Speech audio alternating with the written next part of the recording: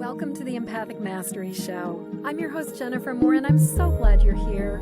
This is a place where we talk about what it means to be highly sensitive and empathic, how this impacts all aspects of our lives, and we explore tools, resources, and solutions so we can shift from absorbing all the thoughts, feelings, and energy of the world around us to being beacons for calm, love, and healing. Narcissists and empaths. We've all heard about that combination. A little while ago, I was having a conversation with somebody who wanted some advice about dealing with a narcissistic friend. The thing about narcissists and empaths is that it's kind of, at first, a match made in heaven, and then it goes into sort of match made in purgatory and eventually turns into a match made in hell. The thing about narcissists is that when we first meet them, they can be incredibly charming. They can be absolutely delightful. And as empaths, because of that ability to pick up on the thoughts, the feelings, the energy of what's going on with somebody else, what happens is the narcissist feels really good from the attention that we're giving them. And we feel really good from the attention that we're giving them. So they shower on all kinds of love and praise because it makes them look good. And we just soak up all that wonderful attention. And it really does tend to feel incredibly good when we first make those connections. The problem is that it's not sustainable. And if you've read my book, there's a section in there where I talk more about it. And I can certainly tell you, I have seen this happen for so many of the empathic women I know who married narcissistic spouses, that when kids show up and suddenly they're no longer the center of attention, all hell breaks loose. Now, this particular episode is not about dealing with a narcissistic spouse. This is more about dealing with friends who are on that narcissistic spectrum. So before I go into some suggestions and some ideas about how do we handle this, I just wanted to give you a basic rudimentary understanding of what does it mean for somebody to have a narcissistic personality disorder. This is the definition that comes directly from the Mayo Clinic. I'm not changing words or anything, but I wanted to share it with you. So, narcissistic personality disorder is one of several types of personality disorders. It's a mental condition in which people have an inflated sense of their own importance, a deep need for excessive attention and admiration, troubled relationships, and a lack of empathy for others. But behind this mask of extreme confidence lies a fragile self-esteem that's vulnerable to the slightest criticism. A narcissistic personality disorder causes problems in many areas of life, such as relationships, work, school, or financial affairs. People with narcissistic personality disorder may be generally unhappy and disappointed when they're not given the special favors or admiration they believe they deserve. They may find their relationships unfulfilling, and others may not enjoy being around them. And I think that this is especially true as we get to know them and we have ongoing relationships. This person who I was talking with has been in a friendship with this particular person since they were both in high school, and now they're adults. And they've been through a lot, and at this point in time, the narcissistic friend has been having a particularly hard time. And so they've been acting out a lot, and they've been doing some stuff that is really starting to bother my friend who was talking to me about this. And so my friend has set some boundaries with them, has told them that they're not comfortable with when they send them risque naked selfies and things, but somehow the message is just not getting through. The reason my person called me was because they were feeling really guilty about saying no to this person and about basically setting boundaries, setting limits, and putting the kibosh on all of this. And so I had a few things to share with this person, and I thought it was important enough to actually pass it along. The first thing that I said was, you're gonna feel some grief, you're gonna feel some guilt, and that's completely normal. It's completely acceptable to feel uncomfortable when you're setting a boundary with somebody, especially if you've had an ongoing relationship with them for a long time. But what I said was, and I really believe this is absolutely my personal experience, is that sometimes our actions are way more important than our feelings about our actions. It's completely okay to feel guilt and do it anyway. It's okay to feel fear and do it anyway. It's okay to feel grief and sadness and do something anyway. And when it comes to accepting that a relationship that we've been invested in for a really long time is not working, we're going to have feelings about that. That's completely understandable. But what matters, what we really want to be focusing on, is maintaining our boundaries and holding fast with our limits, not whether we feel okay about it. Because there's going to be a period where we're probably not going to be feeling okay about saying no and setting limits, especially if we're used to engaging with a narcissist who gets angry when we say no and when we set limits. I'm going to offer you a little bit of a reframe right here, which is any time somebody does not respect your boundaries, take it as evidence that they are not worthy of your friendship. Anytime somebody pushes back when you set limits and you say no, it means that they don't respect your boundaries. And it means that they don't care about you. They care about themselves and they care about what they can get from you. Anytime you set a limit and you get any kind of attitude coming at you, that's a sign that the relationship is not working. And so when you set the boundary and they act out, take it as confirmation that you're doing the right thing. So, talking about the other pieces, now that I've basically said your actions are more important than your feeling, and your actions are what you need to hold fast on. So, when it comes to dealing with a friend, the first step is to be clear about what you will and will not tolerate. And in clear, concise language, let somebody know, I'm not comfortable when you send me naked selfies. Please stop doing that. Then the second step is outline the consequences if they continue to do something like that. Basically saying, and if you continue to send me naked selfies, I am going to unfriend you and block you. I will not respond to this.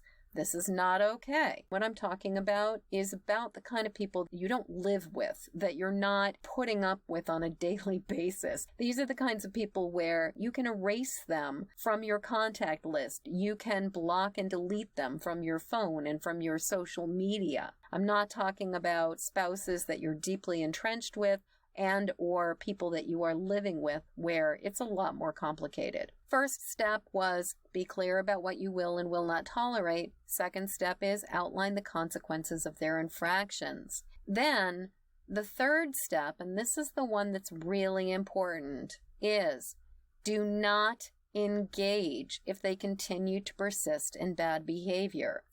The thing about the narcissist is, especially when they start to feel like they're being abandoned, if they can't get attention in a positive way, they will often pursue and seek attention in a negative way. And they will do things like act out and try to push your buttons so that you come back around. But here's the thing. You're the person who's in charge of whether you respond or not. You can be indignant, you can be frustrated, you can be pissed, you can be like, oh my God, I can't believe they did that. But if you react and you give them a tidbit, you are lobbing the ball back into their court. And you get to decide, are you going to serve that ball or are you going to just let it die on the court? I'm just going to stress again, we really want to remember that actions are more important than feelings right now. Setting boundaries is not comfortable for most of us, especially empaths, when we can sense somebody's pushback and we can sense that somebody disapproves of it or is not happy that we're setting a boundary. And so again, actions are more important than feelings because we need to maintain the boundaries. We need to set them and we need to hold them even if we feel uncomfortable about it. the thing about engaging with somebody's bad behavior, I was talking with this person earlier today, I was thinking about the COVID mask analogy. Now, I don't know if you've heard this, but basically something that really hit me hard early on in the lockdown was that essentially, if you get sick with anything, your boundaries or your safety precautions are not adequate. So anybody who comes down with a cold and says, "Oh, I'm not really worried. I don't think it's COVID. It's just a cold," they're missing the point. Because basically, if we are doing things that expose us to any kind of a virus, we can be exposed to a lethal virus. We can be exposed to something dangerous when we're in the middle of a pandemic. And so whenever we have the experience of getting sick or coming down with something, we really need to shore up our protection and really pay attention to where are the leaks in our system. Looking at how's our hand washing, how's our mask wearing, how is our contact tracing and connections with people, and can we trust all of the people that we are choosing to spend close time with where we're not social distancing? The reason I share the COVID mask analogy is because I actually really think that the COVID mask analogy really fits when it comes to engaging with people who push our buttons. Like I said, I'm not talking about a spouse that you're living with where you're kind of entrenched in that. That can take a longer time to untangle. What I am talking about are those friends. I'm talking about those people who you do have boundaries. They don't live with you, and you get to decide how much connection you want to have or not have with them. Even if you are a pleaser, even if you are somebody who has a really hard time setting limits and saying no and just wants to make them happy, even if that stuff is going on, you still get to choose. If stuff is coming through, if you are noticing comments in your social media, if you are getting text messages, if you are getting emails, if you are getting phone calls, if you are getting them commenting on other posts that friends did but responding to your comments, if you're getting any kind of stuff like that, your mask and your hand washing are not cutting it. You've got holes in your system. And this is where we really need to look at our own behavior. As I was saying to this friend earlier today, if the friend of theirs continues to send unwanted photographs and information and comments and things like that, the onus is actually not on the person who's sending it. It's on the person who has said, "I don't want to look at this. I don't want to engage with this," and is continuing to open the emails, is continuing to look at the text messages, is continuing to engage. And that's where we have to make the choice. If we say no, then it's up to us to hold that line, to hold that boundary, to be persistent with it. The next step is, if this person is not respecting our boundaries and is persisting in doing annoying things that are triggering and frustrating for us, then the next step is delete, unfriend, and if necessary, block, and finally, if really necessary, report. So first off, we take them out of our contact list. We take them out of our phone queue for text messages. We stop following them on all social media. We cease to be friends with them. We just cut it out entirely. If you know this is a contentious relationship that can be challenging, you might want to just block at the same time. I would say reporting is one of those things where you hold out and just wait until you absolutely have to. And then the final step with all of this is stick to your guns. Absolutely stick to your guns. Even if you feel uncomfortable, even if you feel concerned that you're going to hurt their feelings. Yep, you are going to hurt their feelings because this is somebody with a mental health problem who is absolutely vulnerable to criticism, is vulnerable to abandonment, and vulnerable to rejection. And you have been one of the sources of support for them. And when you cut it off, they're not going to like it. So again, most important thing. It's about your actions, not your feelings. Stick to your guns. Okay. So that's what I got for right now about dealing with narcissistic friends. Basically, we can set limits and boundaries and explain what we will and will not tolerate. I felt really uncomfortable when you did blah, blah, blah. And if you do it again, this is what's going to happen. But if you've been around the block a number of times and it's really not working anymore, the bottom line is that it's about you and your boundaries, what you will and will not tolerate, and you get to be the gatekeeper.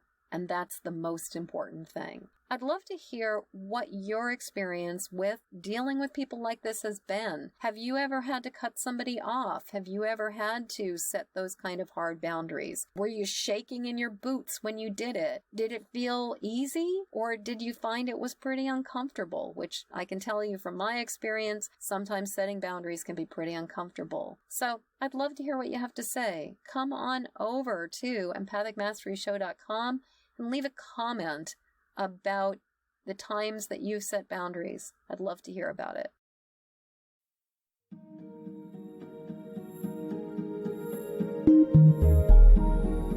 As we come to the end of this episode, I'd love to hear what you're taking from this show. Please jump over to empathicmasteryshow.com to leave your comments.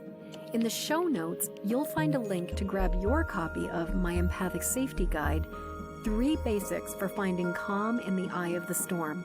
And while you're there, please subscribe and follow this show. And thank you for your help sharing this show with the people who need it. Please help me to spread the word and send this podcast to friends or family members who need support living as highly sensitive empathic people. Then join me again when the next Empathic Mastery Show airs. Okay, one last time. Hop over to empathicmasteryshow.com for your Empathic Safety Guide. And until next show, shine on. We need you and your gifts here on this planet. So please don't judge your empathic rainbow by colorblind standards.